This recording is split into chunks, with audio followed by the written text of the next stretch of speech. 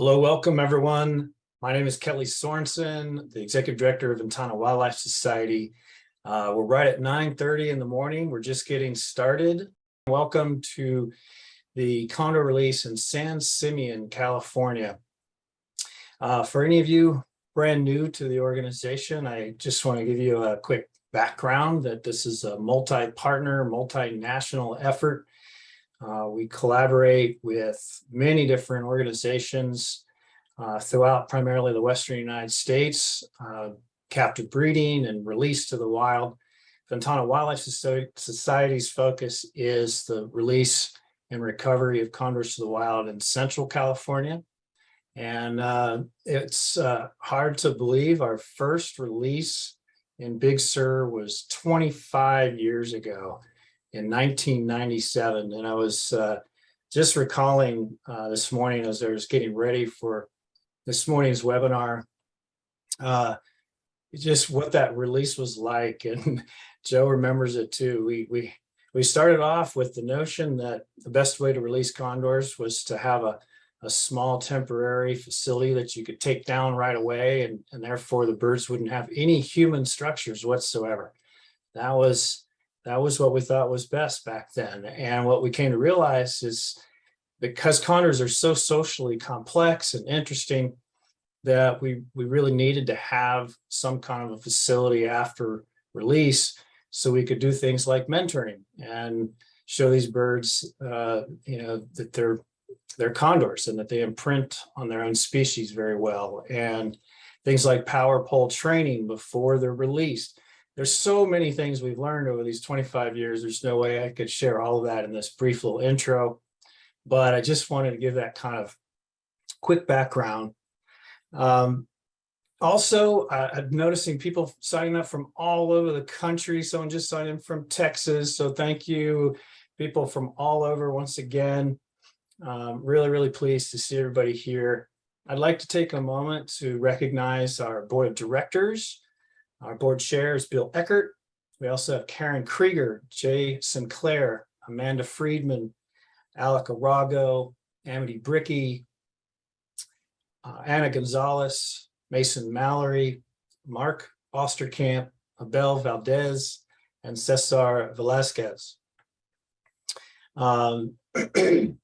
So I'm really pleased to have such a wonderful board. There's former board members I'd love to recognize too. I don't know who's on here though. There's so many folks over the years that have contributed to the organization. I want to take a minute to just thank you all. Major contributors to the condor recovery effort for us here is the U.S. Fish and Wildlife Service, who also permit and oversee the work, the National Fish and Wildlife Foundation, the Hayward Foundation, the Newtbar Family Fund, and Avangrid Foundation, more locally, the Alvarado Street Brewing Company, the Pacific Gas and Electric Company, and many, many others. I can't possibly name them all, but thank you so much for your support. And of course, the thousands of you as individuals that make contributions really make it all happen, make it all possible. We still have the U.S. Fish and Wildlife Service matching grant opportunity. We're closing in. We still have a little bit of a gap, so we still have the end of the year to work toward that.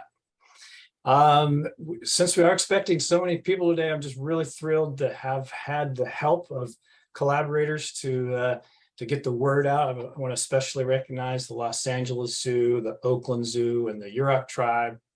And of course, the Los Angeles Zoo for the 4 young condors that we're about ready to release. They were all raised at that fantastic facility.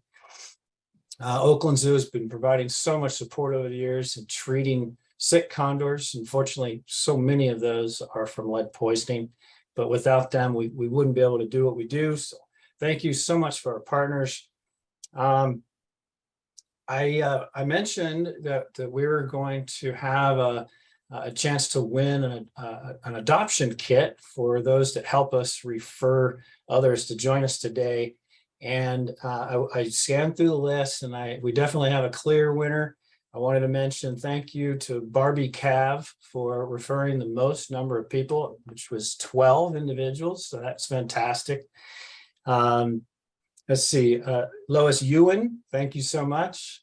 Corinne Daughtry, and our very own Camden McMillan. So thank you so much. Caught you by surprise, huh? So anyway, there's probably a fifth in there, but I didn't get a chance to figure out, if there are ties or where we stand exactly, but we'll sort all that out and we'll get those adoptions mailed out next week as soon as possible.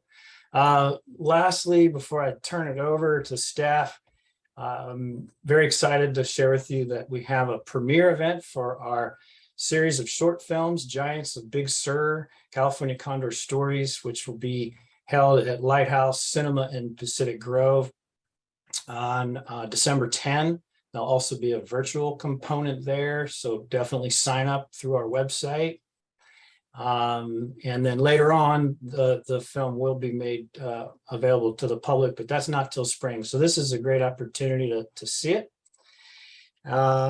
Let's see. Oh yeah, can't forget, please follow us on Facebook, Instagram, Twitter, and YouTube, and of course our subscriber list so that we can keep you informed of what's going on. And then lastly, special thanks to the staff that made this particular broadcast what it's going to be, and I'm sure it's going to be great. We're trying some new things, and I just want to recognize Meredith Evans for working on a lot of the graphics that you see here today, and the video and photography. Mike Stake, who's going to be answering questions, one of our senior biologists who also oversees our non-lead program, and of course, Joe Burnett, our senior wildlife biologist overseeing the condor recovery effort here in Central California. So it's a great place to turn it over to you, Joe.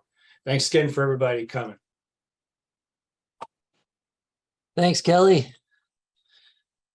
I'm gonna switch some stuff around here.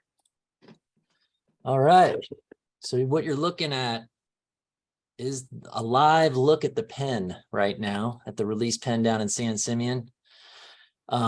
Momentous day, as Kelly said. We look forward to this day every year. Last year we spread out the releases over a few weeks. We had a larger release group. This year we have 4. And over there on the other side of the screen from the live video that you're seeing is our 4 rookies, as we call them. And yeah, and then at the top of the video, you can see up in the corner there's a timer. So that's our countdown to release. And right now we have the crew are holding steady down there inside the blind, which is the structure back behind the birds right there. You can see a wall. There's a pin structure back there, blind, we call observation blind. That's where we have 4 of our crew down there. And I'm going to go ahead and introduce them before we get going here. So are you guys... Let's see where they're at. I'm going to add a spotlight here. Hi. All right. Let me get you full view here. All right. How we looking down there? You guys excited? Yeah. We're stoked. How'd last night go? All the prep go well? And yeah, maybe explain to folks what you guys did last, like in the terms of the prep. Yeah. So, I mean, as we usually do every week, we did put fresh carcasses out on the outside of the pen for free flying birds, and then also for these guys once they get released. So that's kind of first order of business, was just doing the stuff we do as usual. We also set up some other trail cams to capture even more footage of the birds leaving the doors, or leaving once we open the doors. What else do we get set up out there? Yeah, we put some extra trail cameras out to get some high quality footage when the birds jump out, we climb the ladders to get those in the right spots and everything like that. And, yeah, and again, you're doing this all at night, right? Yeah, not an easy task at night. But before I get too far ahead of myself, I want to introduce everybody. In the image here off to the left, we have Evan McGreeth. Wave your hand, maybe. Yeah, wave to everybody, Evan. and Darren. They're both Darren at Gross, both our wildlife biologists. And then we have our interns, Katie and Camden. Hi. Hello. So we have the whole posse here. We don't have Danae and Kara aren't on today, but I'm pretty sure they're probably watching the live feed. But yeah, it's a exciting day that we've been waiting for. And I think you sent a really cool photo to me this morning. Who's around down there? Like, so we have some wild birds in the area. So far today, I believe you've just seen 566 and 711, two of our more residential mature birds, but I'm sure more will be showing up soon. Did anybody else see anybody? No, I think that's it so far, but it seems like with release days, we always get some more birds flying in as the action gets going. So I'm sure we'll see more. Yeah, and maybe explain to folks what's about to happen, because these birds have been in the protection of the release pen. And they haven't actually, they've interacted with these wild birds, but they haven't physically interacted with them. What might go down when they go out? Yeah, we'll see what happens. I mean, so the two birds that Camden just said we saw earlier this morning, 566 and 711, they're kind of the rulers of this kingdom. I would sort of describe it. And but they can be territorial, but to birds like these, sort of in this age range, like the younger birds, they don't seem to mind them too much. So we're keeping our fingers crossed that they'll just be sharing the carcasses together and feeding together. On occasion, like they might be territorial and chase them off, but I think later today, once these guys are out, they'll all be feeding together. Awesome. Well, yeah, I put together some slides just to give folks an idea of who the birds are today that we're releasing. Katie and Camden have been taking some amazing photos and have been watching these birds more than anyone. So I'll ask Katie and Camden to pipe in and help out when I'm showing these different images, if that's okay. So I'm going to go back to my screen here. Let's add this one here. And so again, yeah, I'm psyched that all the birds are, oh, somebody's down on the ground in there. Yeah, 1085 is walking around a little bit, probably looking for his food that he thought was going to be in there this morning, but it's all on the slope for them today. Yeah. All right, we're at 16 minutes. So boy, it's creeping up on us. So yeah, here's a quick rundown of what we're going to do today. From now until 10, we're going to try and give you as much info about these pre-release birds as we can. And then we're going to, at 10 a.m., the crew is going to open up the release doors. And then we're just kind of going to go with the flow and just kind of see what happens. These birds go out at different paces. Sometimes they go right out. Sometimes they take their time. So that one is kind of, we'll be on the fly watching what the birds do. We'll be on Condor time, as we call it. So yeah, anyway, so the first slide, here's the crew of 4. So maybe who wants to start with, oh, before we get going real quick, the cam is definitely a really cool tool. And we can't go without mentioning how important these live streaming cams. We not only have one in San Simeon, we also have them up in Big Sur, and we have put them in nests before. And it's been a great way to get folks engaged in seeing life as condors live it, in the wild. And so it's been not only that, but it's a great tool for us as biologists to understand what's going on, which birds have been around, and it helps us keep account of different birds. And again, it's a live streaming PTZ camera, meaning it's a pan tilt zoom, which allows us to move it around. So today I'll be moving this camera around for everyone. And it's mounted on a pine tree just outside, a large tree right outside the release pen. So it gives us a really awesome vantage point, not only in the release pen, but all around there. So once they go out, we should be able to track them around and see where they're at. And again, this has just been a really cool way to give viewers a look at not only the wild birds, but these pre-release birds and how they interact with wild birds when they're still in the pen. And then when we have these wild condors visiting periodically. And again, this wouldn't be made possible without explore.org, who provides the cams. And then of course, Ranch Wi-Fi, we want to give them a big shout out. They give us the internet connection up there. And this is a really remote spot. So it's really cool that they're able to bounce the internet off these different mountain peaks and get it up to us. So big shout out to those guys. It's just some quick Condor release facts before we get into looking at the individual birds. You know, we mentioned it already. Where is the Condor team today? We got Darren, Evan, Camden, and Katie are down at the San Simeon release pen. We are releasing 4 birds today. They arrived from LA Zoo. Big shout out to LA Zoo. They raised these birds in captivity with captive pairs and we brought them up from LA Zoo on September 6th. So they have been in the pen for a few months now. So they're well acclimated.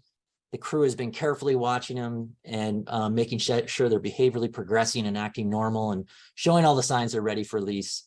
And yeah, they were all raised at LA Zoo and captive breeding facilities like LA Zoo, Oregon Zoo, San Diego Wild Animal Park, the World Center for Birds of Prey up in Boise. They have all housed breeding pairs that produce the chicks we release.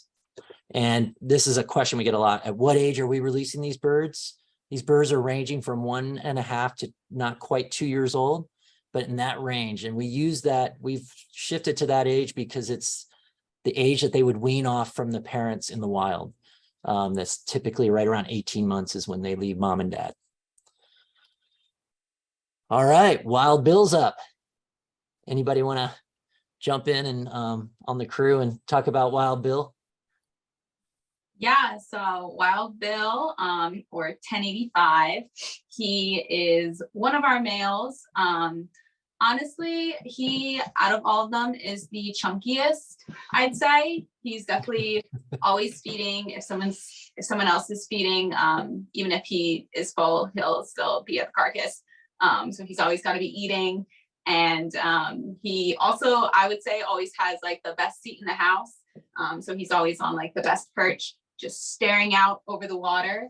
So I was going to say that I thought 1085 would be the first one to leave, but now he's in the main pen. So we'll see what happens. But yeah. All right, we got a, yes, are we, who's betting on Wild Bill going out first? Now that he's in the main pen, I don't think Yeah. anybody. Yeah, so what you guys are seeing right now, this is, I pulled this off the Condor bio page on our website, you know, ventanaws.org. If you go to the Condor bios, you can read the, and we have these for all the birds. And this is, I'll show these for each bird today, for each of the release birds, but these are typical what we have, and we update them as birds grow older and start to nest. We update their bios.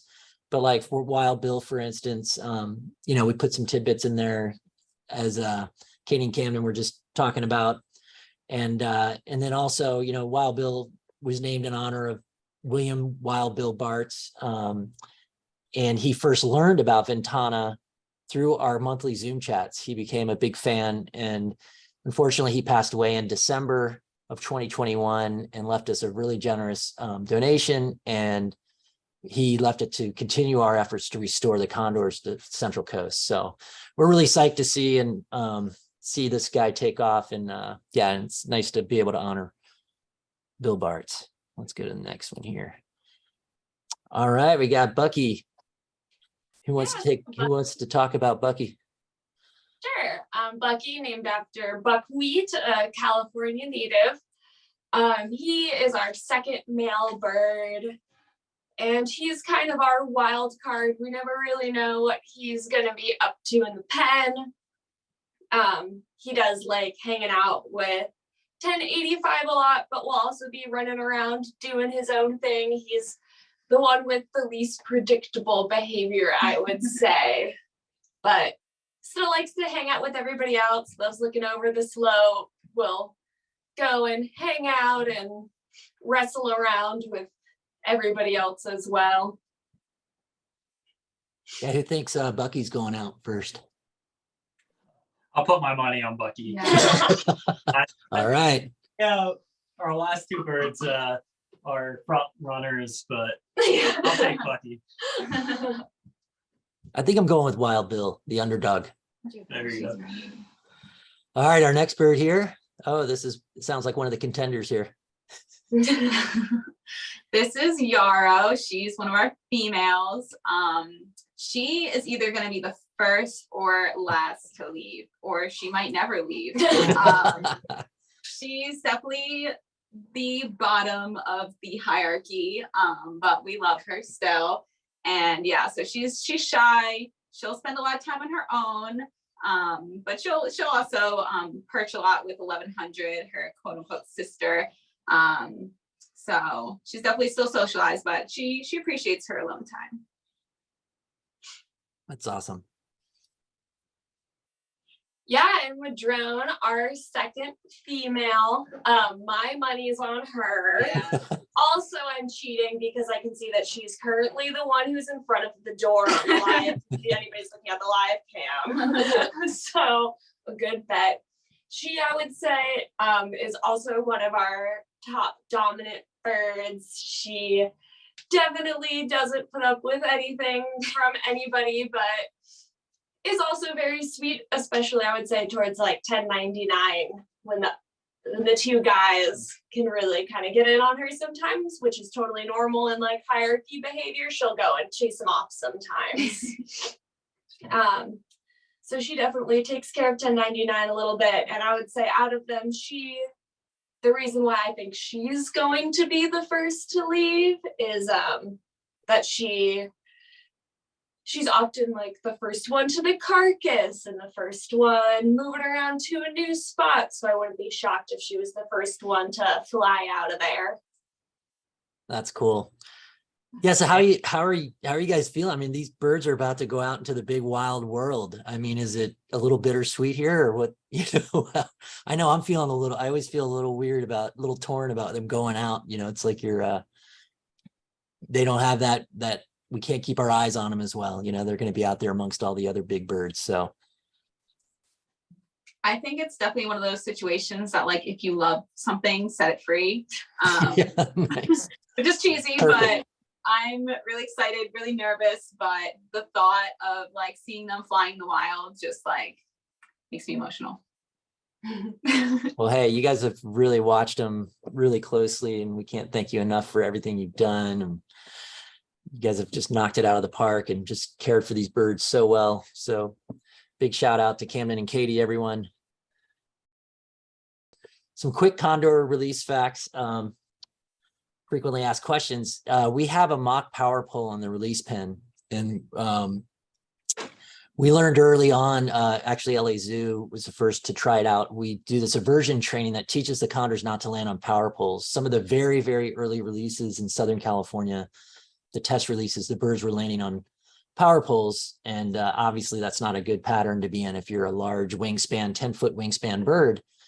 The potential to get electrocuted is very high. So they came up with this aversion program, which basically wires up a mock power pole and it delivers a mild shock when the birds land on it, kind of equivalent to like a electric cattle fence for livestock. And it's really effective. It's been working ever since. And now we've taken that technique and put it into our release pens. It gives these birds a chance to get additional aversion training right before they go out into the wild, where they will come across power poles and power lines and stuff like that. So we like them to avoid those. So that's been a really, really effective tool. And if you see that in the pen, it does look a little awkward in there, but it's very, very important. And also, why is there a weigh scale in the pen? And, Katie and Camden have been watching the birds quite often. And whenever a bird jumps on the, we call it a perch scale, we record those weights. They're really important to help us monitor the health of each condor. Oh, I don't know why I have that little W there. Sorry, folks. But yeah, anyway, it's a great way to monitor the health, just physically, see how well if a bird's not doing well, to start losing weight, could be a behavior issue. So the weights we collect on those scales are really, really important. And another big question we get, how many condors have been released at San Simeon? Up to today, we're at 43. We started back in 2015. And after today, we will be at 47. We've almost matched what we've released in Big Sur, which is amazing to think about. All those years ago when we started releasing in Big Sur in 1997. And it's just up the coast, as the condor flies, less than a half-hour flight. And again, Pinnacles, our close partners inland. Big shout out to Pinnacles. We couldn't do this without them. They manage the inland flock in Central California, and they started releasing back in 2003. And how many free flying condors are currently in Central California? We are at 86, and the number's obviously going to go up into the 90s after today. And hopefully, if all the birds go out, we'll be at 91 or 90, right at 90. And then we have a couple more wild fledges out in the wild that are going to fledge. So we're going to potentially get back up over 90 birds again, which would be great.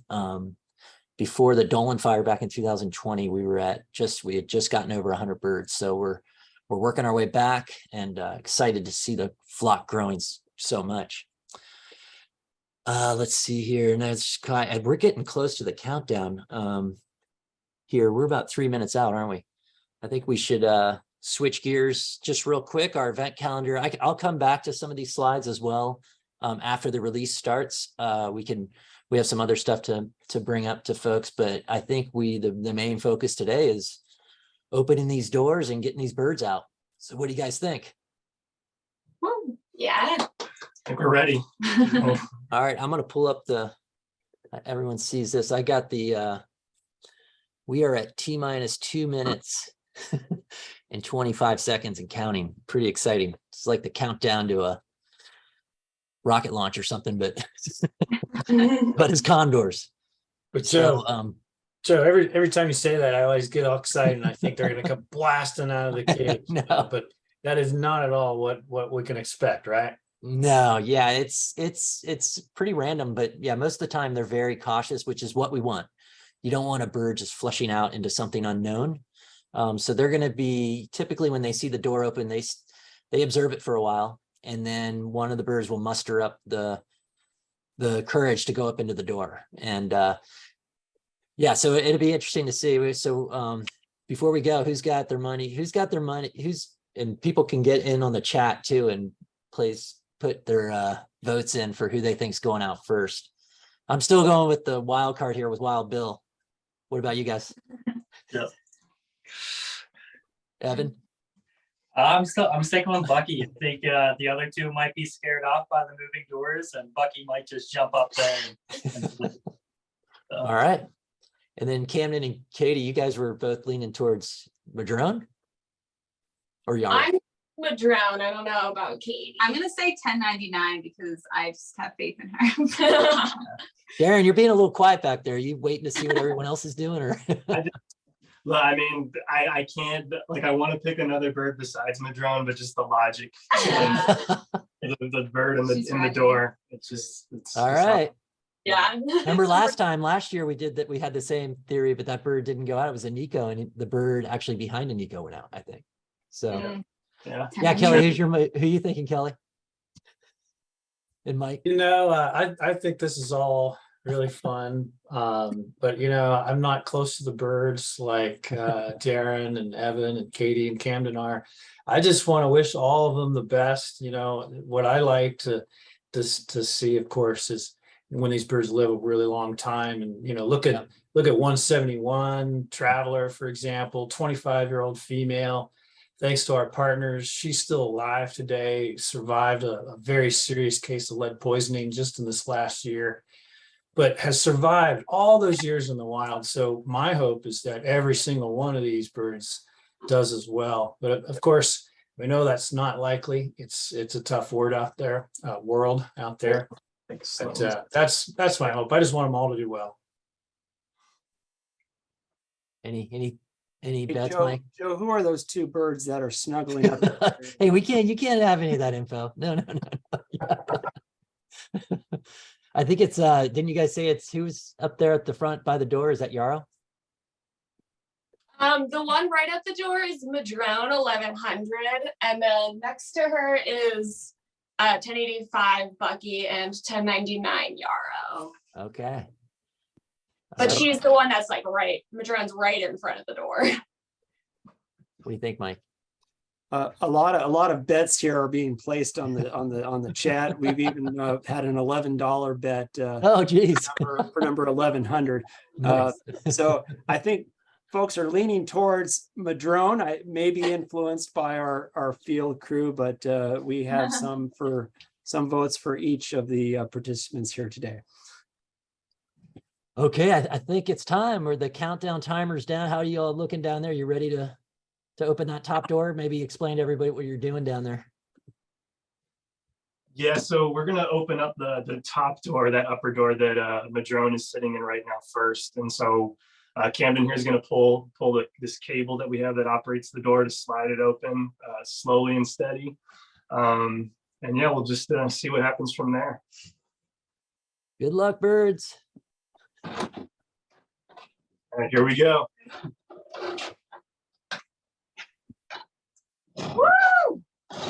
Awesome. Oh, Uh-oh. Oh my God. The drone is out. The drone is out. the drone is out. Yeah, she's looping back around. Oh, did she take a big flight? Yeah, she's Yeah. flying. Yeah. Oh, 1085. 1085's like, what's going on? Yeah, Check out this one. I'm gonna go get videos. I think you're waiting. All right. So Madrone was our first bird out. Leading the way, female Madrone. Awesome. Congrats down there. Thank you. Proud moment for sure. Never get tired of seeing condors getting released into the wild. It's always awesome. Isn't that a first? I don't recall Whoa. a bird blasting Oh, out so quickly. 99's at the door, I think. Oh, 1099's out. We got Yarrow She's at the out. door. Come on, boys. Man, boys are slacking today. They didn't eat their Wheaties, I guess. Come on, guys. Oh, here we go. Oh, too much. Sorry. Oh, 1099 still in the door. Thinking about it. So who's out right now? So 1100 is the only bird that is out. Oh, okay. Sorry. I thought the second one went out. Oh, 1099 is so close. 1099 went back. Nope, not yet. Did Wild Bill find his way back in? He never left. Yeah, he's in the main pen still. Oh, come on, Wild Bill.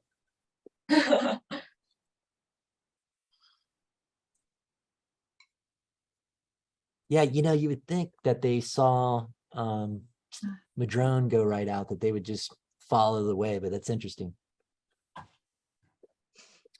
I think Madrone was like getting, really excited to get away from the rest of the birds, maybe.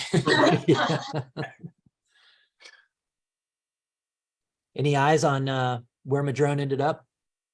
Evan is currently working on that.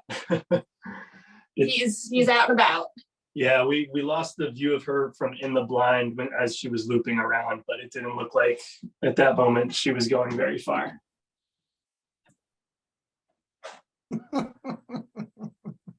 I love what The tags that you see serve multiple purposes.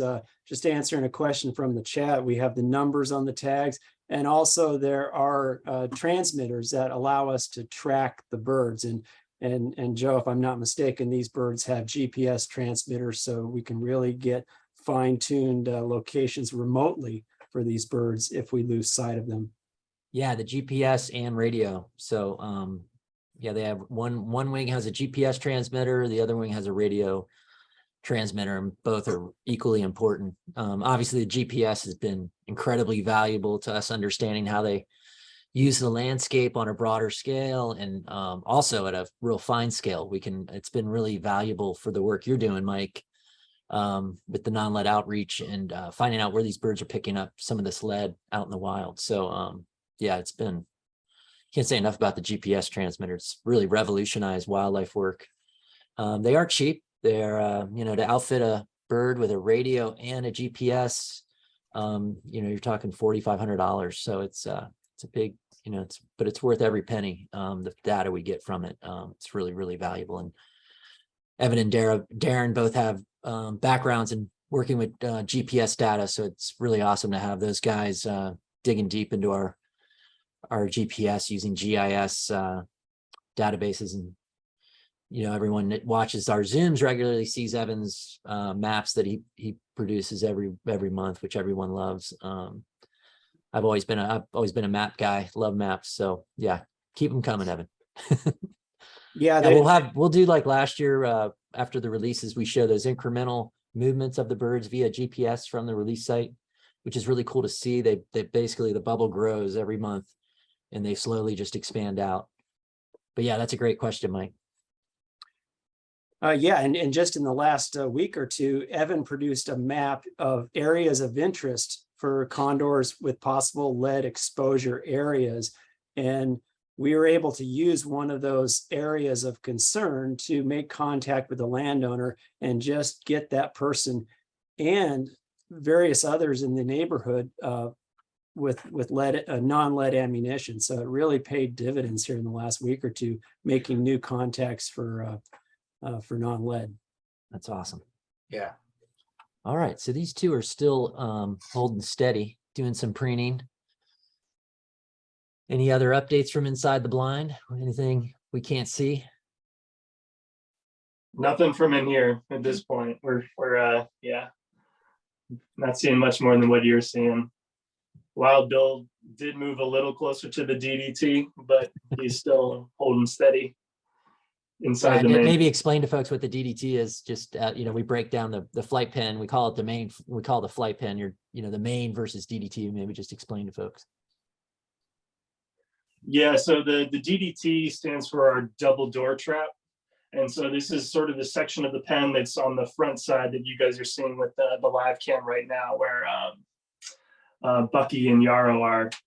And we typically call it a double door trap because in other pens, like this one, we mainly use for release, but the pens that we have in Big Sur and are rebuilding in Big Sur currently, like we use that primarily for trapping. And so we have another DDT on that pen that we'll use to have birds walk into that part of the pen and then trap them inside. And so the main pen where Wild Bill is like this much larger area, what's between the DDT and the blind where you guys are seeing us right now. And that's sort of the main area where the condors hang out. Although with this pen recently, it seems like most of the birds like the DDT more than the main pen. But yeah, every one of our pens sort of has that sort of setup where there's a trapping area, the DDT, and then the main section of the pen. Yeah, and with the rebuild going on in Big Sur right now, we're gonna have a really nice large DDT. So that's gonna really aid us in catching these birds. As Mike mentioned earlier, having these transmitters on, they don't last forever, so we periodically have to recapture the birds to replace transmitters, check. We also use that opportunity to check their blood lead levels and just do overall health checks on the birds and see how they're doing. But those transmitters are kind of if we do have a situation where a bird is either sick or really unfortunate, if they've passed or they've died out in the wild, those transmitters are so critical in aiding us finding them. And the sooner we can find them, the better, because we can, if they are unfortunately dead, we can at least recover them in a state where we can get a result of why they died, fresh enough, basically. So it's kind of a cryptic thing, but it is those transmitters are at the end of the day really, really important for not only finding them nesting and feeding these important feeding areas they use and roosting areas, but also in the event they do pass. But yeah. So Hey, Joe, could you share with us your expectations for today? In all your years, you've seen the full gamut of releases and what happens. In particular, Jan wants to know, are they expected to stay in the vicinity, or do they end up flying far away sometimes? And also, Jan is wondering if there are chances for people who are local to San Simeon in the course of their day to be able to see some of what's happening live from where they are around San Simeon. yeah, I would say, the one thing I've taken away is you just never know what they're going to do. In general, they stay pretty close after they do go out, and the pace at which they go out. And I think folks that have tuned in the last few years to our live releases have seen just everything under the sun. Some birds never go out the first day. We had, who was at Teach 995, that never went out that first day and went out the second day. And it was, so even these last three right here could easily stay in the pen. And that's okay. again, we joke about it, but we're on Condor time.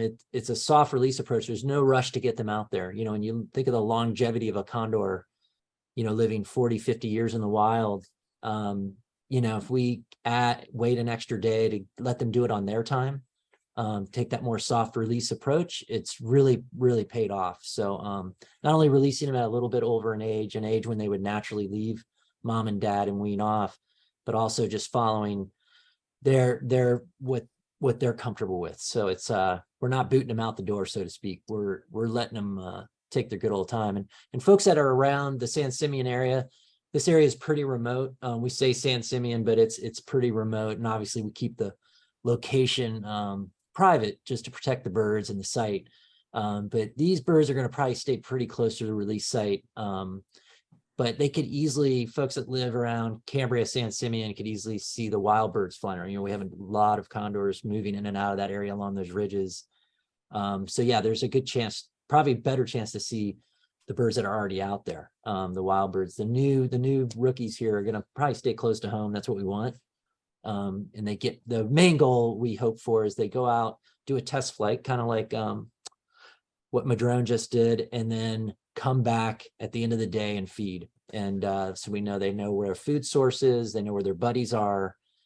And the whole idea too is that this group stays really socially tight. And, you know, Katie and Camden watching a lot of that, watching the behavior. We're always asking amongst ourselves, like, how's the group getting along? Because we want them to be a nice, tight, cohesive social group. Because when they go out, they're going to have to lean on each other when they start running into these older, more dominant birds. These bonds they have with each other really help them get through those, you know. So it helps build up their confidence. You know, it's like anything, having a buddy to lean on is always good. So yeah, that's kind of in a nutshell. I could keep going, but Yeah. So a few have just joined us, and we have one bird that has left the pen, and that's Madrone. And Joe, was that about the quickest release you've seen? If you blinked, you probably missed it. Was that really quick? yeah, that was unexpected. I mean, typically they will stand in the door for a little bit longer. But yeah, she went right out. That was probably, I would have to put that up there with maybe the quickest release we've had. So interesting. But again, if you go back to Big Sur, we've definitely had birds go out right away. And then some birds, you know, it's always a crazy dynamic. I mean, we always talk about the birds are all individuals. You kind of see that on release day. All these birds take their own approach to it. And I think it speaks volumes to kind of the different personalities birds have, and they'll carry that on into the wild. So, you know, the cautiousness is good. You know, I think the birds that are taking their time, it's good. But I think birds that go right out are, you know, they're just as good too, you know, just part of it. So I see one door open there, the upper door. Are the lower doors going to be opened, or just the upper door? Yeah, we're gonna that's what I was just about to check in with Darren and crew about, is what it's really up to what they're thinking. Yeah, we're gonna definitely open that lower door at some point. So we'll check in with them and see what they're thinking. Yeah, I mean, I think we can open the lower door at any time. I mean, all the birds are still perched. Wild Bill's still in the main pen. So I think, you know, if we open that door, just kind of like we did with the upper one, just slow and steady, like they'll notice it, but it probably won't disturb them too much at this point. Yeah. So if you guys are ready to go, I'll move the camera down to the. All right. Yep. Yeah. All right, we're gonna start pulling the door open here. Yeah, you can tell the birds moved a little bit. Oh, Wild Bill's looking down at it. Yep. Oh, look at this. You got him moving. Yeah. Yeah, I thought he might like if he jumped to the ground. He might just go right.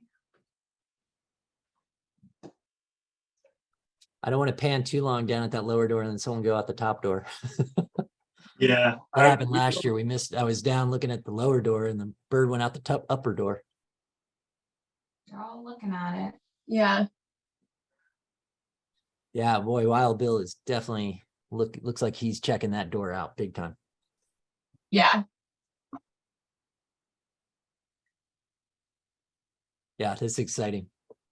Oh, some of the, yeah, everybody's really interested in that lower door. So with Madrone going out, that bumps the population to 87. Yeah, right now. Yeah, the live update, we're at 87, Kelly. Yeah. Pretty cool. Yeah, this is what we, you know, I keep saying it, but this is what watching condors in the wild is like. It goes from really exciting to wait and see. You're on condor time. It's fun to have more people on condor time than myself or the crew. Sometimes it's like, welcome to their world. But no, it's cool. It's I like that when they take this. I like birds that take their time and ease their way into it. Any sightings of the wild of Mike's bird or big gulf coming around? Not yet.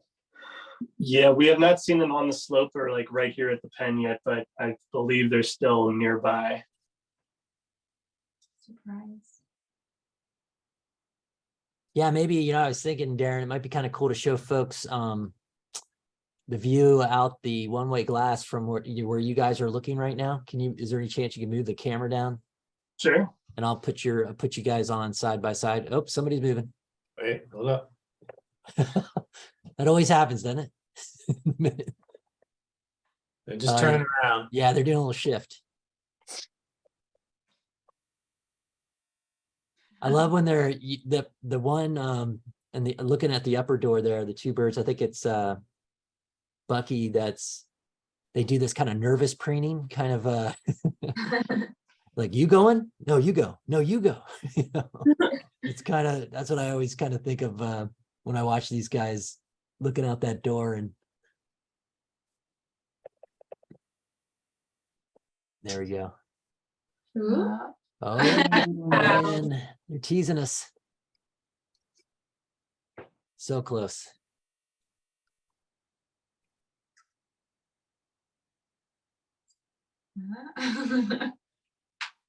So which bird is the one moving around so much right now? 1087 Bucky. Oh, Look at Nancy.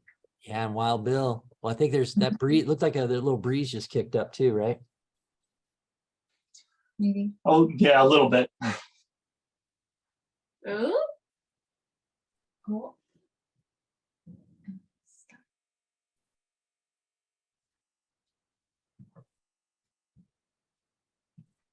All right, I'm gonna zoom in on that upper door. It's looking pretty. I'm thinking, oh, a little too much.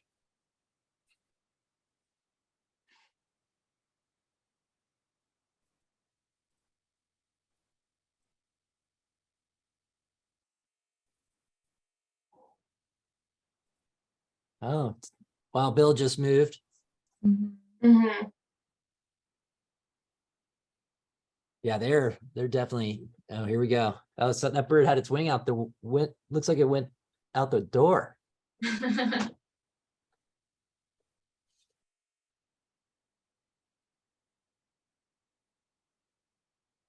Any did you guys spot Madrone yet? No, so Evan saw her fly down the canyon on the ridge like behind us. Okay. So he's out there tracking her right now. Sounds like a typical first flight. Yeah. Yeah, we've had quite a few birds go that direction, Darren, right? Over the years, go back that area, and they tend to bounce around a little bit and work their way back up. Yep. We've had birds do that and find carcasses out in that area. And That's right. I remember that. yeah. Its first feeding in the wild was a wild carcass, not what we put out. So that was really cool. We've seen that quite a few times. We saw that in Big Sur. They released some birds, and their very first carcass in the wild was a sea lion, a dead sea lion. Oh, Joe, remember there was a bird long ago. First carcass fed was an elk on Fort Hunter Liggett. Yeah, that was Beak Boy. That was 168. Oh yeah. Yeah, when he did that giant journey, we released him and he flew over a course of a month, he flew over 100 miles. Yeah, that was definitely unusual. He definitely still has the record for going the longest before he returned to the release site. That was definitely had us all pretty nervous. Oh, I lost sight of So Wild Bill has moved into another part of the main pen. I think he's going to go down to the ground. He's definitely looking at it. It's pretty antsy. yeah. Oh, I see him in the back there. Yeah. Yeah, you can see in the video, you can see some branches moving around. It looks like that morning breeze is kicking up a little bit, which is good. That'd get him moving, I think.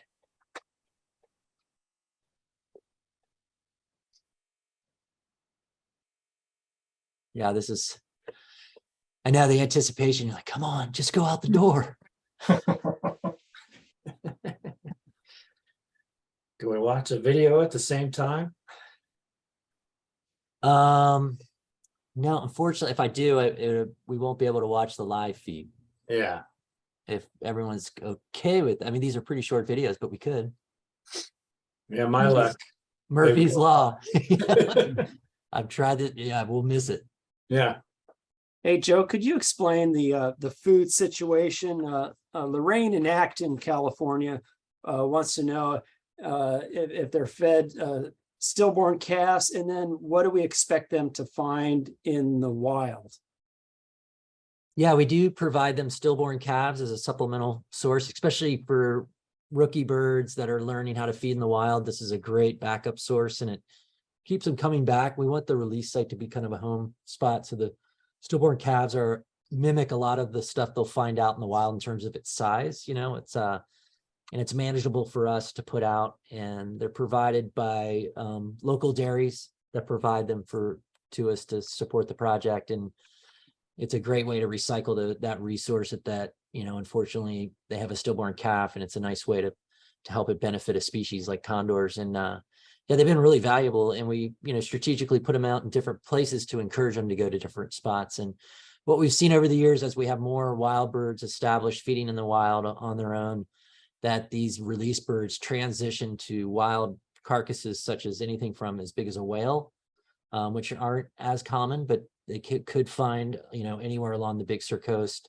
The most common marine mammal they feed on is California sea lion, which I mentioned earlier, and we've seen them feed on dead sea otter. And they're pretty opportunistic on the coast. They'll if it's available to them, they'll feed on it.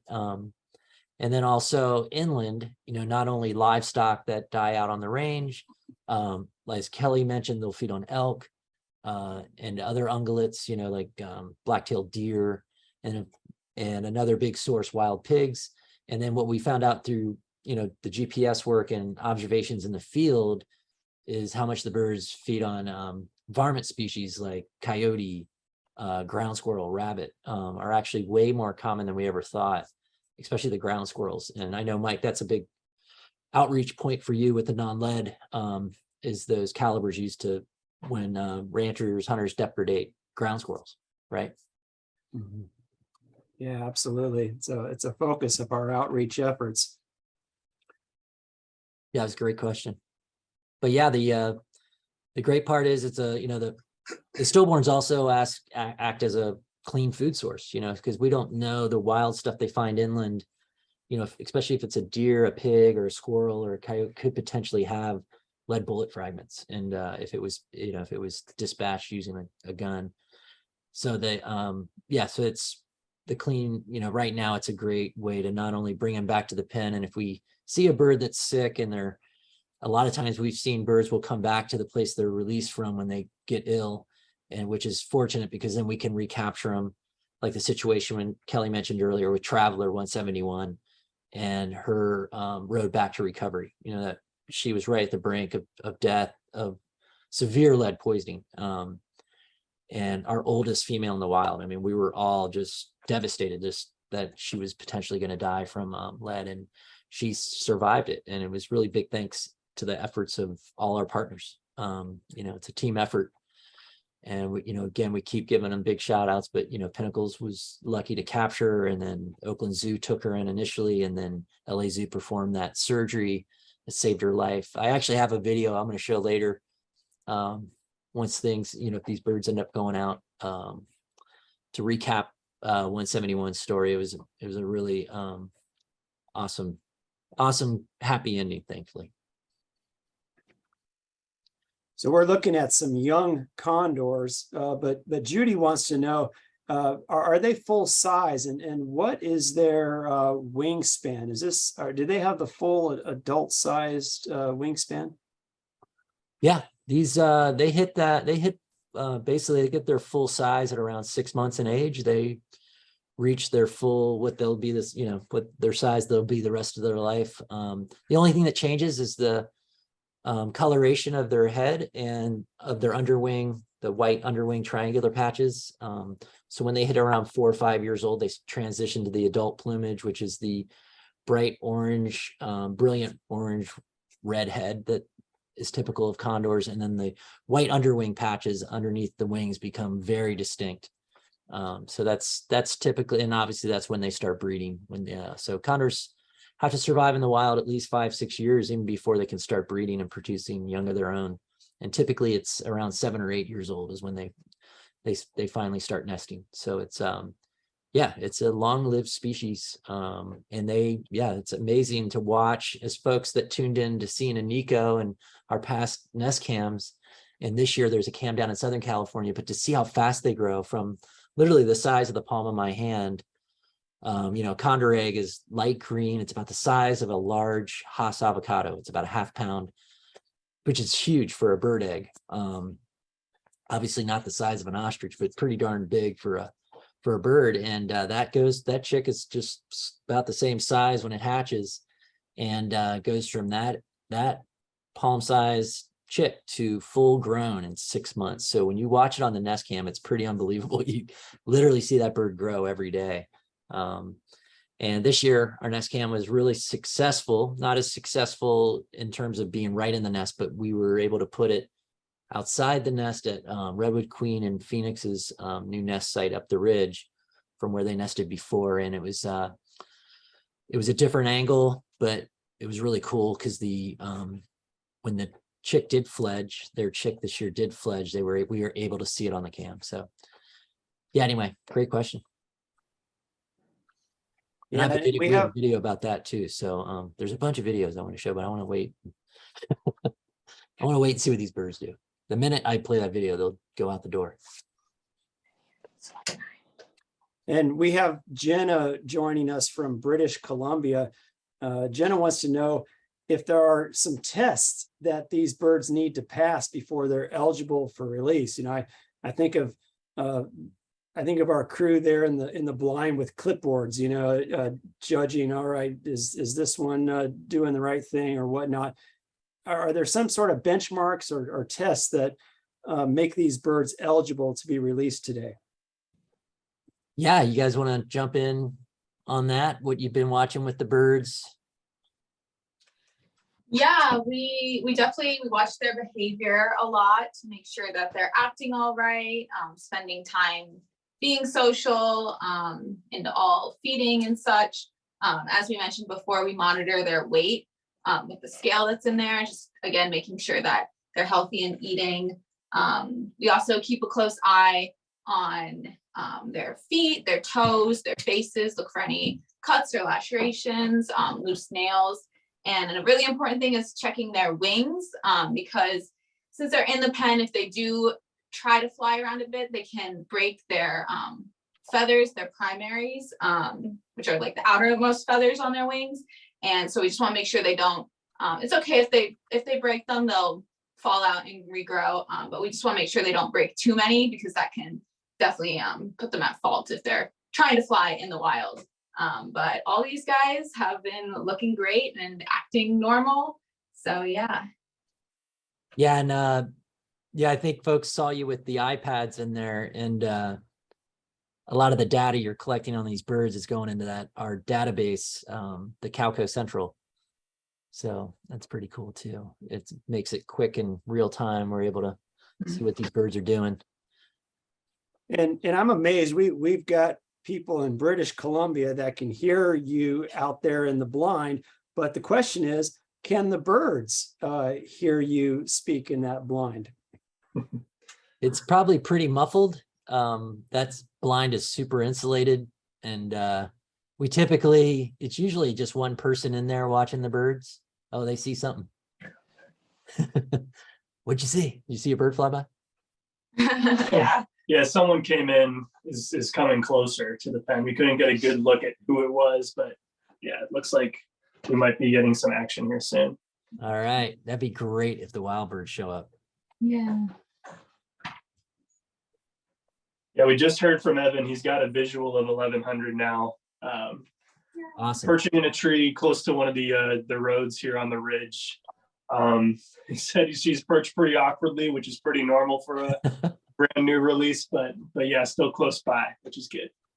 Yeah, that's actually a good point. That's probably one thing we do observe. They don't necessarily pick the best perches at first. You know, that's like day one is figuring out the best places, you know, what trees are good, which ones are not, right? Oh yeah, it's definitely a learning curve for picking good perches. But amazing how fast they learn though. It's unbelievable. Yeah. And especially watching if they see the wild birds come in, they just like a sponge, right? Yeah. And after one condor tries to perch in like a 15-foot ponderosa, they know not to do that ever again. Yeah, that's probably one of the more important things. And we don't see it very often, but you know, it's important that the crew's there in case a bird does, you know, end up on the ground or too close to the ground. In the past years, we've even slept by the birds through the night just to make sure a predator doesn't come around. It is rare, but you know, that's why we're there, just to make sure when they go out, confirm they make it up more often than not, which they do, up into a nice big tree, a good spot. Not always an ideal tree, but our main goal is to make sure they're up off the ground. And you know, obviously if they were injured on a flight, one of their first flights, we would want to make sure they were okay. So that's kind of what Evan's doing now, is just doing a little status check on Madrone after her first flight and making sure all systems are a go, which it sounds like she's looking good. Yeah, so so that wasn't Madrone that you saw the shadow fly by the window there, right? Yeah, it's just not super close, still a bit far up. It looks like there is a condor flying into the trees that are pretty close to the water tanks here. Yeah. So coming closer. We got another update from Evan that it's 566 and 711 are in the tallest tree by water tanks. So they're right above sounds like the they're pen. moving it. That's cool. So they're right above the pen. Very Okay. close. That's exciting. So for our viewers, maybe mention more about those two birds, you know, how old they are and things like that. I don't have it off the top of my head, otherwise I'd say. Yeah. So But 7-Eleven. Mike's- Yeah. Yeah. Oh, good. Who's done? Darren, were you? 7-Eleven is Big Gulp, right? Yeah. So Big Yeah. Gulp was released back in 2015. This is a bird that Darren knows really well. This was part of when he was an intern, part of a group of birds he released. Maybe you could talk a little more about Big Gulp there, Darren. Yeah, totally. So yes, 7-Eleven definitely has a special place in my heart. Is a bird that I watched as a juvenile and now come up into being a territorial adult here at San Simeon, which is funny to see because as a juvenile he was not that aggressive. He was a big burden for that cohort, but he was pretty well, I shouldn't say pretty shy, but he was one of the more shy birds in that cohort. Not the first to feed, but it's been cool to come back now and see him just grow into this adult who really is like one of the resident birds here at our San Simeon site. It's crazy to think that he's 9 years old. I still can't believe that. I know, They yeah. grow up so fast. Well, of And then- course, Mike's bird. Yeah. So sorry, Kelly. Yeah, no, I just wanted you to pay tribute to Mike's bird. Yeah. Yeah. So Mike's bird, obviously named after Mike Tyner, in honor of Mike Tyner. That was the bird he released. Unfortunately, the day he was tragically killed in a windstorm up at our our Big Sur site, and we think of him every day. And I can't do a release without thinking of Mike, and mentioned to Mike. He contributed so much to the project, and was an incredible naturalist, biologist, human being, just really great friend. Honored to work with him. I mean, he really just was the epitome of dedicated to the birds. He set the bar for dedication to not only condors, but just all things wild. And I think everyone identified with him with that. And he was very on the quiet side. And we always used to joke, anytime Mike talked, everyone listened, because he was a very wise one for sure. And yeah, we miss him. But yeah, this was the bird he released the day he died, and we had to honor him, obviously. And it's cool to see this bird be the leader down at San Simeon. And it was really cool right when we started releasing. So Darren was part of the first release at San Simeon, and we all remember when it was really wild that first release, all of a sudden a bunch of the Big Sur hierarchy showed up. A bunch of the big hitters from Big Sur came down, including Mike's bird. And Mike's bird pretty much showed up and just took over that. He saw an opportunity for a great territory down there around San Simeon, and he has pretty much owned it ever since. And so he first nested with 597, and they produced a chick.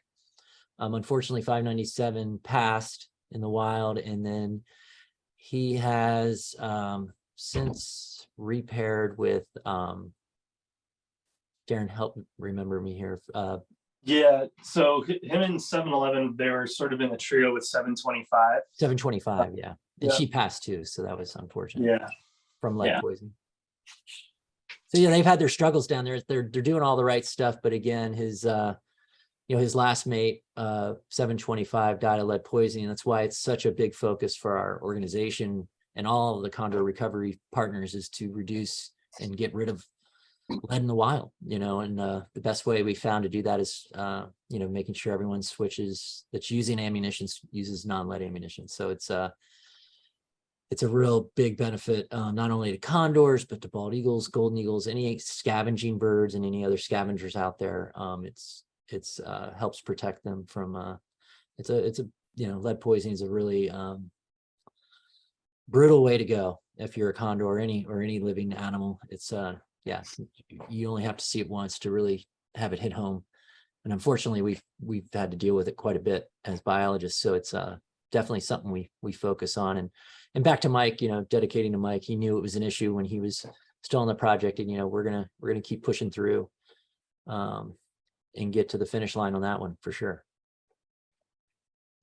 And I just want to make sure anyone watching, listening, if you hunt or actively manage a ranch or know someone that does and are looking for non-lead ammunition, Mike Stake's your guy. He's really become an expert in the field, and he can help bridge that gap between the poor availability that we find in the marketplace and this requirement in California to use non-lead. And by the way, Elizabeth in Cambria, California writes that there is a group out there today, right now, a green space tree planting work party in the San Simeon area. They're joined by members of the Friends of the Fiscalini Ranch Preserve, and I want to thank the Fiscalinis for their support of the non-lead program, their willingness to use non-lead on their ranch. It really is a benefit for the condors there. Yeah, just to quickly update everybody, Madrone has been spotted and is safely in a nice, well, not an ideal tree, but up off the ground in a nice perch nearby. Evan has found her. And we are still awaiting the next 3 to go out. And per the usual, we're on Condor time here, and they're just taking their sweet time, which is fine by us. And I think it'd probably be safe to show a video. These videos are pretty short. What do you guys think? I think so. All right, I'm going to start with the rookies getting their tags. We showed this at our last Zoom, but Meredith she's been adding a little more to these videos. So I'll go ahead and play that one first. And this is, again, the process we do every year before birds get released. We put the transmitters on, as Mike mentioned earlier, the transmitters in radio tags and their wing ID tags, and takes the whole crew. It takes 2 to 3 people to handle each condor, and then someone to actually attach a tag. So it's a team, big time team effort. It takes the whole crew, and yeah, big shout out to them. It all went really smoothly. So yeah, here's that video. These are all the temporary tags from all the birds we've released. So when they come from the zoo, they have a temporary ID tag. So these get taken off, and then we put on the transmitter in their wild free flying tag. So you can see we got 1, 2, 3, lots. So the next few days, they'll get used to having these new little packages on their wings, but they adjust pretty quick. Great crew, they did a great job today, and next step is letting these birds go on November 5th.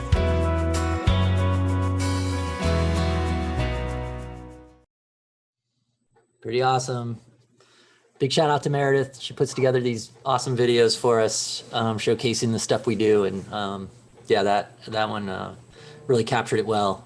Obviously, there's a lot of detail in there that we don't include when we actually net these birds and get them. And but yeah, it was a good day for the crew. It was great for Katie and Camden. You know, anytime you get to handle a condor, I think that was their first or second time handling condors. So yeah, it's always exciting to be with folks when they encounter these birds on such a personal level. It's pretty intense. How are you feeling? I'm on top of the world right now. Yeah, Yeah. good reason. Yeah. But yeah, they did really awesome. So big shout out to them. What do you guys got going there in the blind? Is there the wild bird showing up? No, not yet. No one is here yet. They're close. I think we've seen 566 and 711 flying around a bit, but no one has come right up to the pen or to the feeding slope. Oh, and in that last video, they were wearing those white suits. That's something we just started doing at our last Zoom talk. I brought up the highly pathogenic avian influenza virus that is going around and spreading amongst birds. And it was detected in Monterey County just this last month. And we've been taking necessary precautions to prevent the potential spread of avian influenza. We don't suspect the condors have it, but they could be kind of similar to COVID, where you could be asymptomatic and still spreading it. So we take these precautions to make sure that the birds are, something happening? Oh, sorry. No, I was gonna move my camera here so that you guys can see through the one-way glass what we're seeing. Okay, go ahead. Yeah. So anyway, the white suits were to protect the birds and staff, and just it's recommended. We have a team of veterinarians that oversee their condor recovery program, and they make recommendations based on the spread of, as we call it, the acronym is HPI for avian influenza. And so that's not a normal thing we've done in the past, but it's a precaution we've been taking. We wore the suits, we wore the protective glasses and the mask just to be on the safe side. So for folks wondering why they were wearing the white suits, that's why. All right, I'm gonna go back to Darren's got a really cool view here.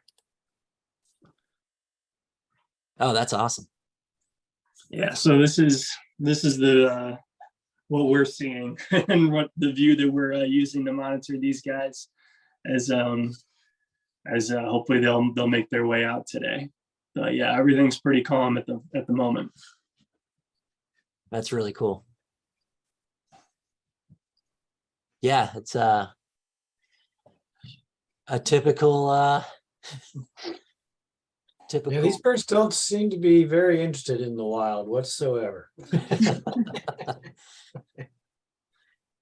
I know, it is funny sometimes when you see that. I bet you by the end of the day they'll be out, especially if we have those older wild birds come in and feed. I think that'll just be such a draw for them, don't you think? Oh yeah, that'd be interesting to see. I'm pretty curious to see how they react when Mike's bird and Big Gulp pop in. So I think based on what we're seeing, I think might be a good time for another video. What do you think? Yeah, Meredith has me lined up with some really awesome videos today. This is the Kelly mentioned it early on with Traveler's Journey. which was one of the more remarkable recoveries we've seen from lead poisoning. And again, she's our oldest condor, but Meredith put together a really, really awesome video of her whole journey and her momentous release back to the wild. So if how we look, yeah, I think we're okay playing another video. What do you guys think? Yeah. All right, here we go. So we just released 171, a joyous day. She's been recovering the last 2.5 months from lead poisoning.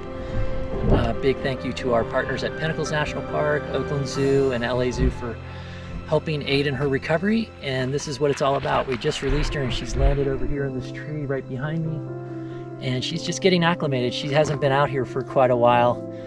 So it's pretty exciting. She's kind of getting back in the mix and only good things to come. We're just really happy to have her back out there.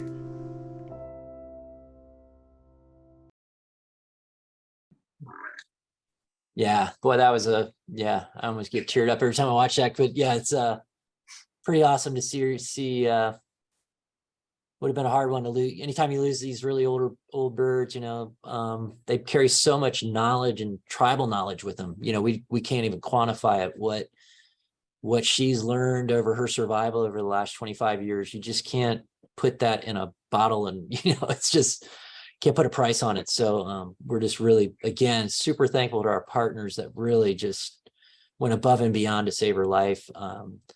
Folks that tuned into our monthly Zoom chats, you know, we had Mike Clark and some of the LA Zoo crew on, you know, and he was really explaining how close she was. You know, that surgery they did is not something, it's a last ditch effort they do. And there's only 1 or 2 vets in the world that can do that surgery. So really thankful that Dr. Kloss was able to do that. And yeah, he pulled it off. It's she's been doing great. Yeah, the latest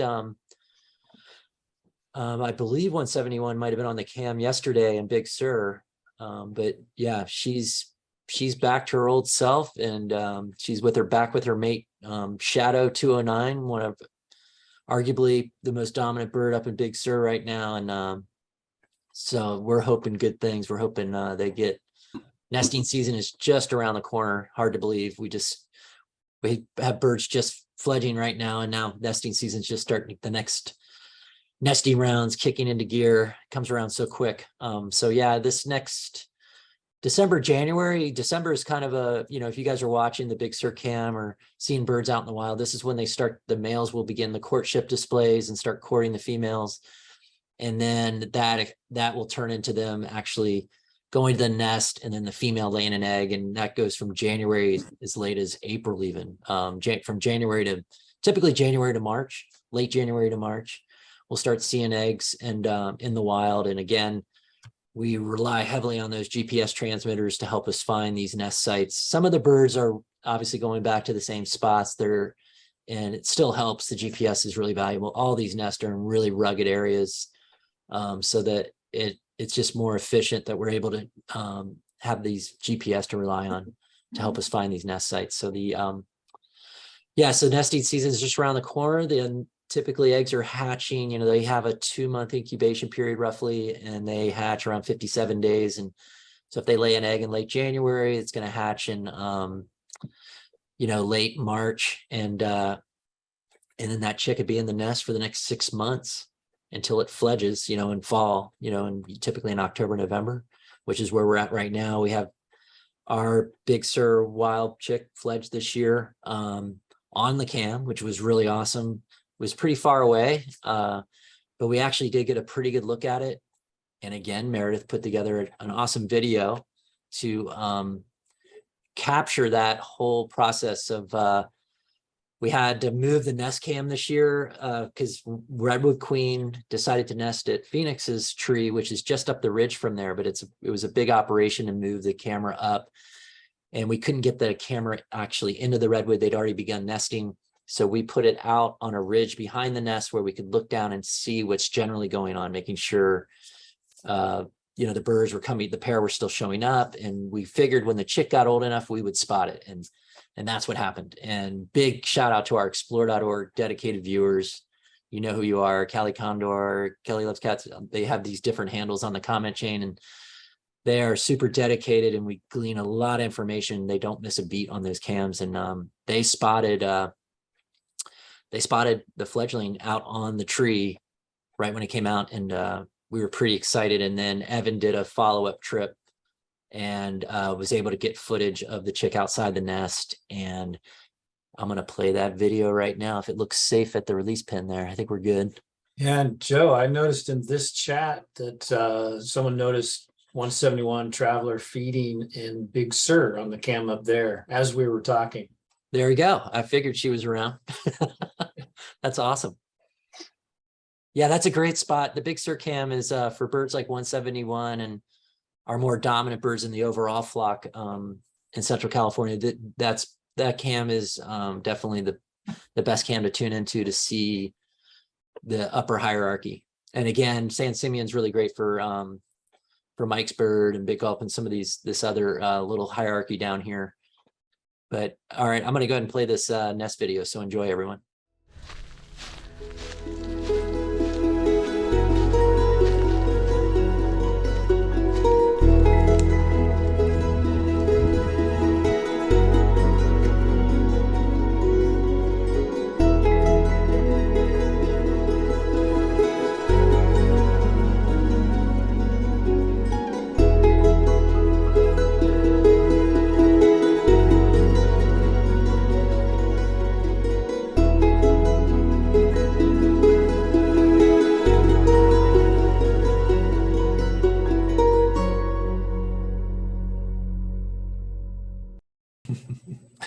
That was a great one.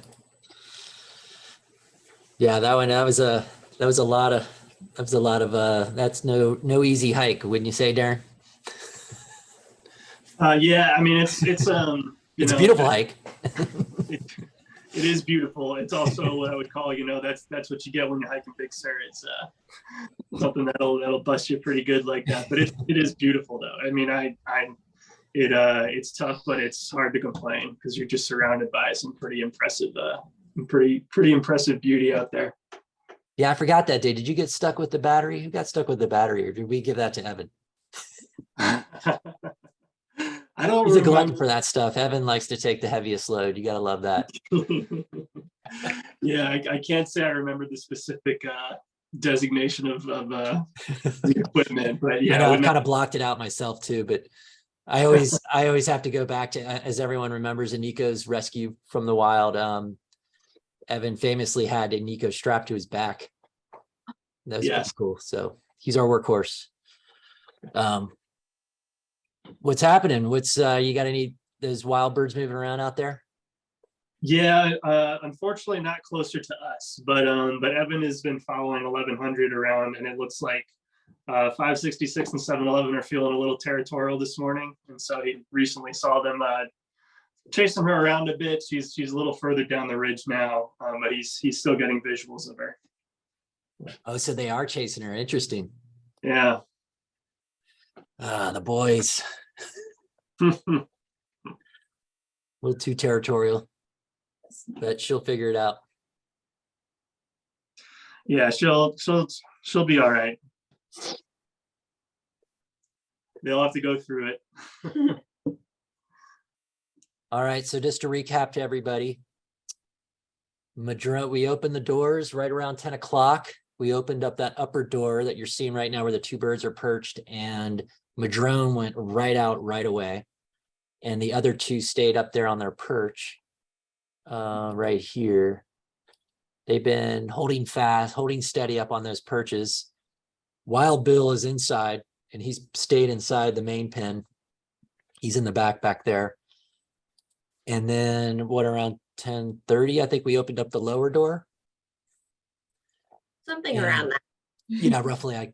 We'll have to look back, but yeah, it was roughly around that time we opened up the lower door, which is down here. So we have two doors for the double door trap.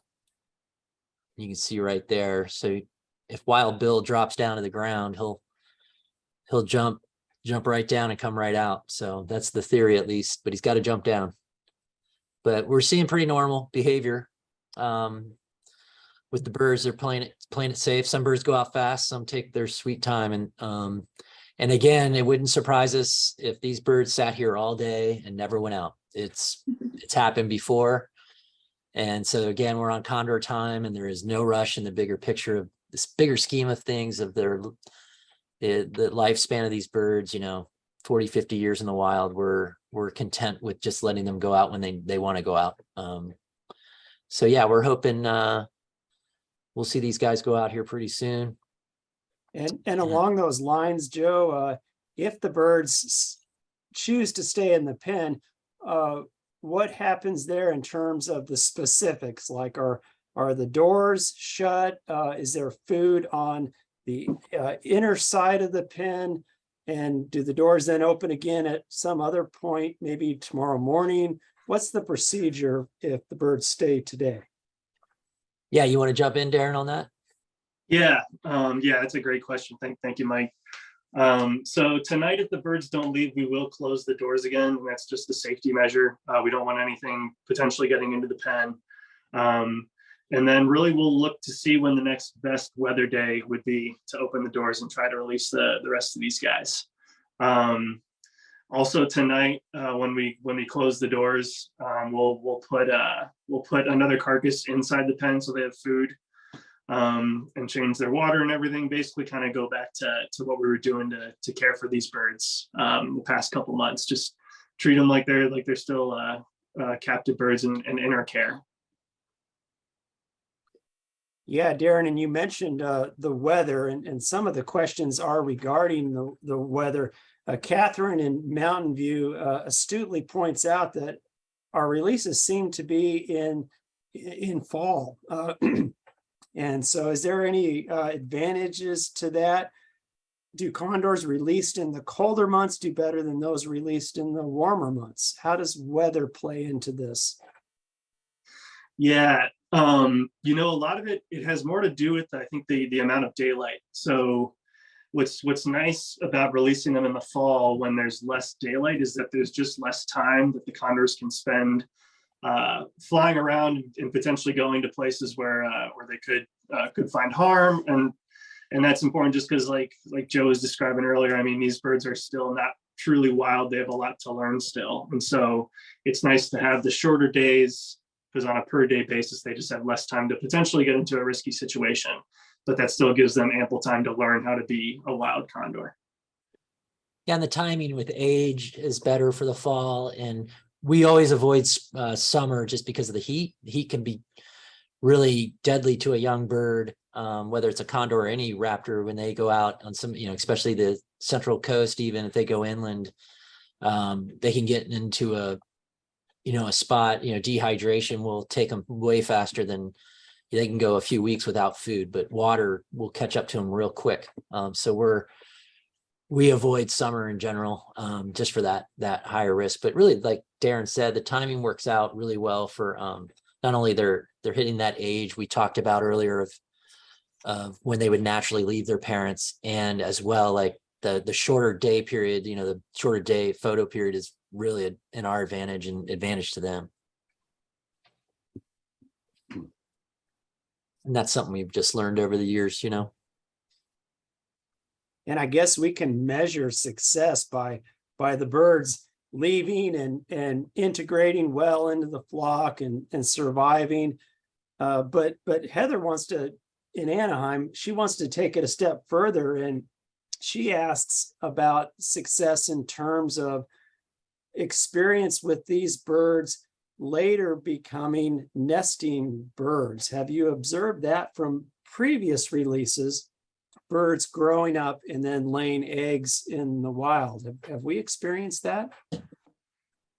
Of birds released together, birds released together, going on the nest together? Birds released in past years, yeah, going on to be a breeder, not necessarily in a pair, but just like eventually breeding in the wild. Yeah, that's been our from the beginning. Yeah, all pretty much every bird that's made it to breeding age, a majority have gone on to breed. So that's that's part of what we want. And again, there's been the dynamic of some of these birds go on to pair and they lose their mates, and there's disruptions there, and a lot of the losses of mates are related to lead poisoning. And it's condors can they're long lived and they can repair, but it takes time. It could take them a couple of years to find a new mate when they lose a new one. I mean, when they lose one. So it really delays things. We always say that the death of an adult from lead poisoning just has this really negative ripple effect, and it takes the flock time to recover just from one bird. So it's the pair bonds, a lot of them are formed. We have seen some of these release groups together that have gone on, some of the males and females have gone on to pair up, that were released together, but a lot of it's genetically driven. I think there's just they're naturally drawn to certain birds. We've seen that as well. They're just there's other parts of it we fully don't understand, but yeah, birds you think would pair up don't always. And a lot of it's related to hierarchy as well. So, but yeah, there's that law of attraction that, that condors abide to as well. So. So the crew in the pen, Darren, Evan, Katie, and Camden, could you describe how you attend the birds? The question is, do you have to enter the birds area in a special costume, something that prevents you from appearing as humans? Is scent an issue? How do you go about that? So I guess the birds maybe don't associate the food with you. Yeah, I'll just talk a little bit about it, but then I'll let Katie and Camden jump in here because they've been doing the work. But yeah, I mean, everything we do in the pen, around the slope, any sort of time we have to do any sort of work that's around the birds, we do at night. Just because, I mean, these birds are not adapted to sense things at night very well. So we do everything in the cover of darkness, just to make sure they're not really cluing into what we're doing. And yeah, what else do we do to help with? When we do go and like feed out or change their water at night, we wear headlamps so we can see, but we use like a red light just so it's less bright and less disruptive, so they can't see us as much.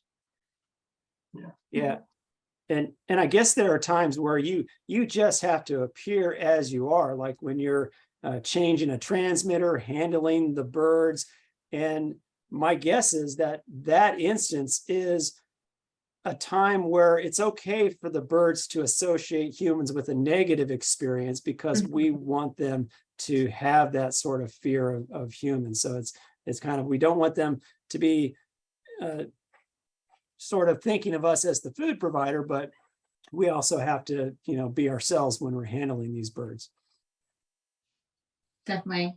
And I kept joking on the day that we put the new tags on the birds and stuff. We were all in our PPE and I was like, we look terrifying, right? I'd be scared of us.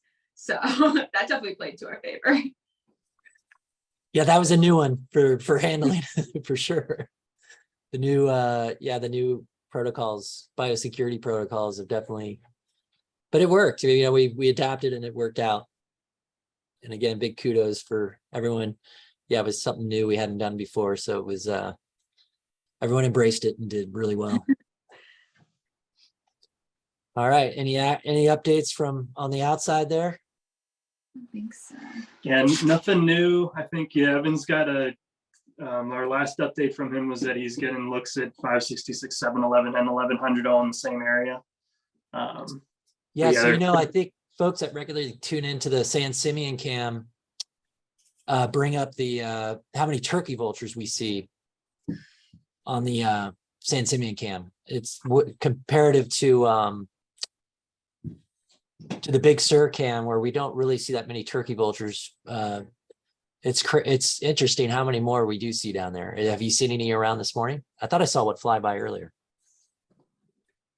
Yeah, they've definitely just started, or like a couple minutes ago, they started coming in more in full force. So I think pretty soon we'll have a bunch over here, and that's good news for us with wild condors coming by, because they'll sometimes follow the turkey vultures to food sources. So if the condors start seeing the turkey vultures coming around the pen, hopefully some condors will show up. Oh, nice shot of Wild Bill sunning. Yeah. Yeah. Mm-hmm. Yeah, and like That's Andy- got to be everyone's favorite pose. I mean, when you see a condor sunning, it just takes your breath away. There's just something just stoic about it. Just when they have those big wings, especially when they're perched on out in the wild on the top of a big snag, almost like a totem. You know, they're right at the top. Mhm. It's pretty. Yeah, I think the photo you sent this morning, Darren, was, I don't know who took that one, but that was pretty amazing. Yeah, that'll be 566 and 7-Eleven doing their morning ritual. Hey, but while we're waiting for these guys, I was thinking, Kelly, this might be a good time to show the trailer for the movie coming up. Yeah, let's do it. Let me remove the spotlight. But here's the movie poster, right? I'll let you take it away, Kelly. You've been putting a lot of work into this. Oh, this has been so fun. We worked with House of 8 Media and an actor, Ross Thomas, who's now working as an embassy correspondent, and really brought those guys in for their expertise to help us to, share the stories of California condors. We have known for a long time that these birds have very interesting personalities, and to tell their stories is a lot of fun. It's also, I think, very, very useful. It's a way to connect with these birds and understand what they're going through. And it, really helps with education overall on what we're trying to accomplish. So this is really a culmination of all of that effort. And I'm very excited to share that we're going to have a Monterey Bay premiere on December 10th. You can sign up now on the website. That'll be in Pacific Grove at the Lighthouse Cinema in person. We'll also have a live stream. It is currently a short version of it is currently going to be shown at the Wildlife Conservation Film Festival, which starts November 30th. But what we're going to show is the full 3-part series. So it's an hour and 4 minutes, and it covers the releases, covers nesting of condors in the wild, includes stories that many of you have already seen, but we pull it into this format, such as Aniko's story and Redwood Queen and others. So we hope you sign up and join us for that. And Kelly, if they scan that QR code, right, it'll come up, it'll take us right to the link. Hopefully it'll work on this screen, but definitely the homepage, which is ventanaws.org. And then there's more information that you can find there, but you can definitely get tickets there. It's just $25 in person and $10 for the live stream. And another way to add to our Fish and Wildlife Match grant program, because all funds that go toward condor recovery get matched. So hopefully you can join us for that, and we'll keep you posted when we make the entire series publicly available, and at which time, when we do, it will also have hopefully a lot of educational content. We'll definitely have some, but I'm really hoping we can pull together a team of teachers and others and develop curriculum that teachers can use to download so they can watch the series and then facilitate their classroom key discussions about condor recovery. So that's the overall approach, and we're really getting through it quite well with the film festivals and now our own premiere here in Pacific Grove, and then later on public. Yeah, I want to watch the trailer. Let's do it. All right, here we go.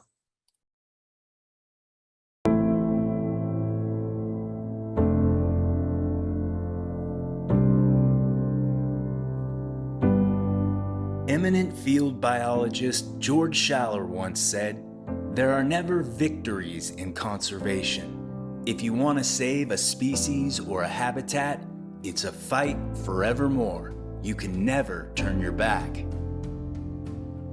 As a father and lover of nature and wild things, this quote has inspired me to ponder my children's future and whether they too will be able to experience the magnificent creatures that call this earth home. My name is Ross Thomas. I'm an adventurer, outdoorsman, and proud resident of the beautiful Central California coast.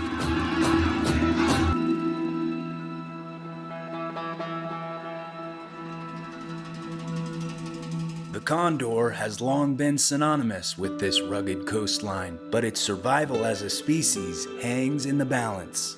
I'm on a quest to find out why this once widespread scavenger, North America's largest land bird, is disappearing before our very eyes.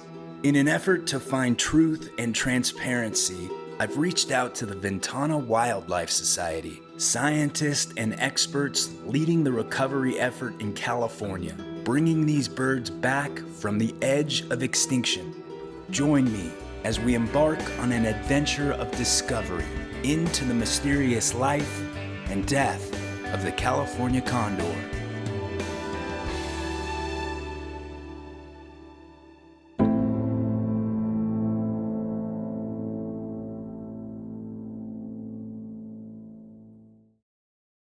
That's pretty I cool. know, it's great. All right. Man, we're definitely on Condor time. And I don't know if we're gonna see much in the next few minutes. What are you guys thinking down there? I don't think these birds are going to move until we start getting some feeding activity on the slope. But as Camden was mentioning earlier, I mean, that could come from the turkey vultures too. As the turkey vultures come in, I think that'll get these birds in the pen going. All right. But they seem pretty content. Well, and you can watch even after we conclude this broadcast through the Simian cam and make sure that let everyone know how to do that. Yeah, for sure. Yeah, just right on our website, ventanaws.org. And you can follow the right on the front. We have a quick link, hot link or quick link to the Condor camps. Let's see here. I'm trying to say there might be some other Linda says maybe they're all glad Madrone is gone. Come Someone on. else wrote earlier, Madrone was just getting away from the stinky boys. It's been fun today, that's for sure. Even though we only had Madrone come out, still been a good event. Yeah, and we have upcoming events as well. We have our next Condor Zoom chat on November 17th, same time, 4 p.m. Pacific Standard Time. And as Kelly detailed, we got the Giants of Big Sur California Condor Stories premiere December 10th. And that will be at 4 p.m. as well. And then we're shifting up. We typically do the last Thursday of every month, but because of the holidays for November and December, because of Thanksgiving and Christmas, we've shifted up the Zoom chats. Just a heads up there. And again, you can register for all these on our website. And the December chat will be pushed up a week before Christmas at December 15th, before the holidays.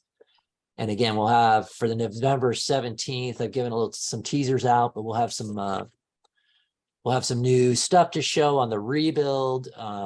That's progressing really well. We've had some weather to contend with. We always love to see the rain, but when you get rains up in Big Sur, it's usually the faucet turns on and it really slows things down in terms of the rebuild. But I'll take rain any day, especially after the dry summer we had. And yeah, so look forward to updating everyone on the rebuild. And again, what's happening with the birds. By then we'll have a good idea of how the release birds are doing. And again, the cam is going to be the best way to check in on the Simian cam over the next few days. And we'll be posting different updates on social media on how the birds are doing with fresh updates. So yeah, pretty exciting. And I have some other slides here. We already had that one. And yeah, I'll leave on that note there. I think it's been a pleasure to have so many people from different countries join us. We've had Austria, England, and Candace in Melbourne, Australia writes, she doesn't have a question, but just a comment. She says, I was a volunteer with BWS around 10 years ago. One of my very first opportunities to work with wildlife as a young freshman at Cal Poly San Luis Obispo, and the experience inspired a love for condors. Now I'm doing a PhD in Australia, but can't believe we're getting a release in Slough County in my lifetime. Great work, BWS and the Condor Recovery team. Thank you, Candace, for those comments. It's always a pleasure to see the success that some of our volunteers, interns, staff have later on. It's just kudos to Joe and the crew for all of the training, and thanks to everyone for your support. You're not just supporting condors today, but you're also supporting this education and these life skills that we're able to transfer to the next generation for wildlife conservation. And so that means a lot to us. It means a lot that you're tuning in to watch this event today. Thanks, Mike. Yeah, and Meredith actually just made a newer video, and it's hot off the press. She wants me to show it. It's a rebuild recap, kind of taken back to when she's got footage from when it started. She sends me up with a GoPro and says, just set it somewhere and film away. And it's really hard to obviously film when you're building something, but yeah, I've been trying to take as much footage as I can, and she's really awesome about putting it together. And I think this one will wake everyone up. It's got a little more of a pep to it than our normal videos. So I'll premise it with that, but it's a fun one. So everyone ready? Get your dance shoes on. I know, I think so. Let it rock.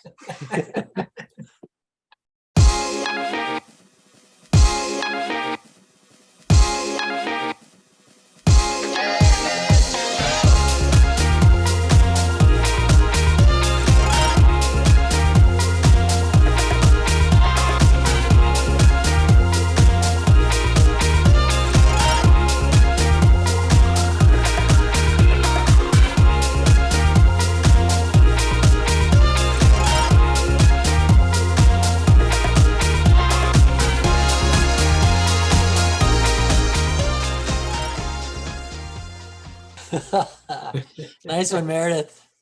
Yeah, that's probably the most upbeat one we've ever done. So she's stepping it up. Well, it's so great to see the progress. You know, that release facility looks almost done. Yeah, it's really close. We're getting excited. A lot of little, you know, like anytime before you put condors in a pen, there's just a million little things you got to do, but to make sure it's safe, we just want to get everything buttoned up nicely, but the timing's working out perfect.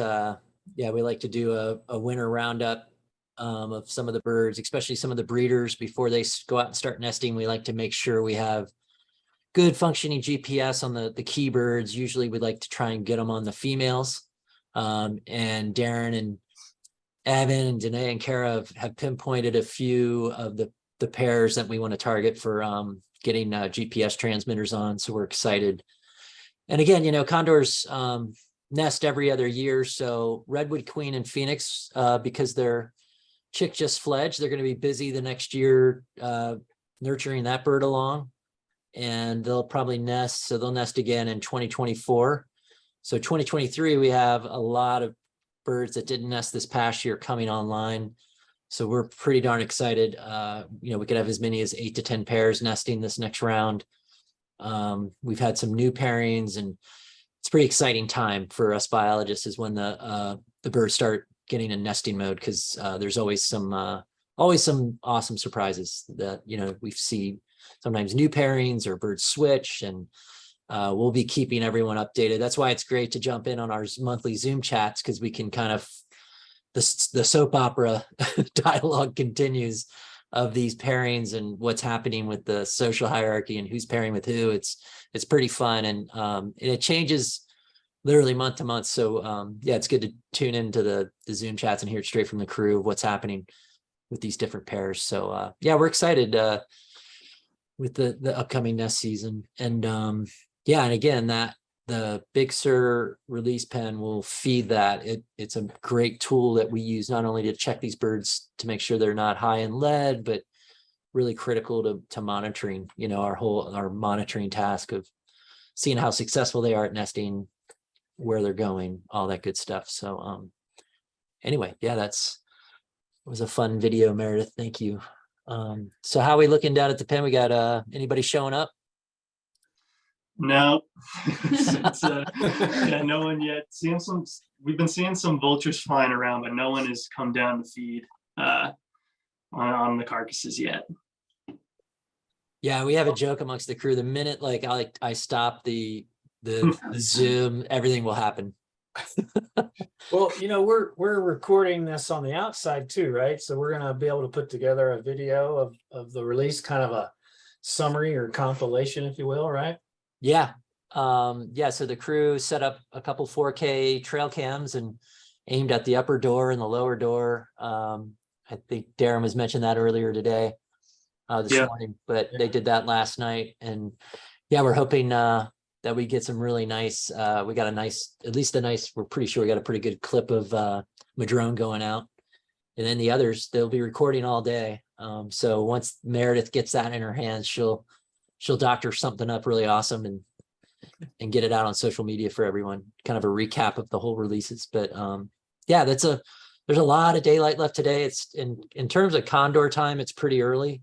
Condors tend to get moving, right around high noon. So I think the next half hours, the next couple hours things are going to pick up. Don't you think, Darren?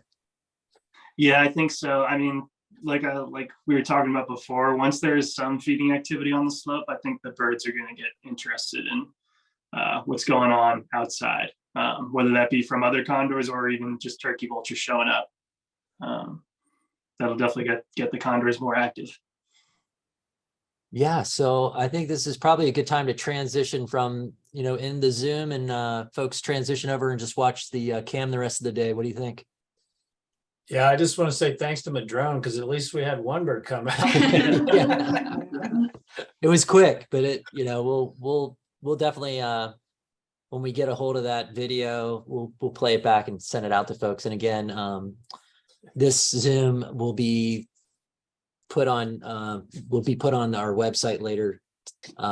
Folks can rewatch the release at their own leisure, right? But yeah, exciting.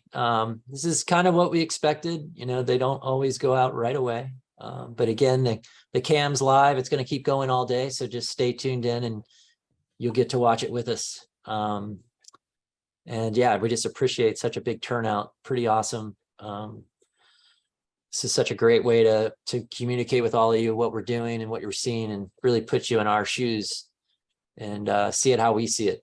So it's pretty cool. It's pretty special. Yeah. So we're excited for what's to come for this next release group and everything else with nesting this year. There's a lot. So just keep tuning in and checking in with us. And yeah, and if you haven't already, be sure to catch up with us on social media, our Facebook page.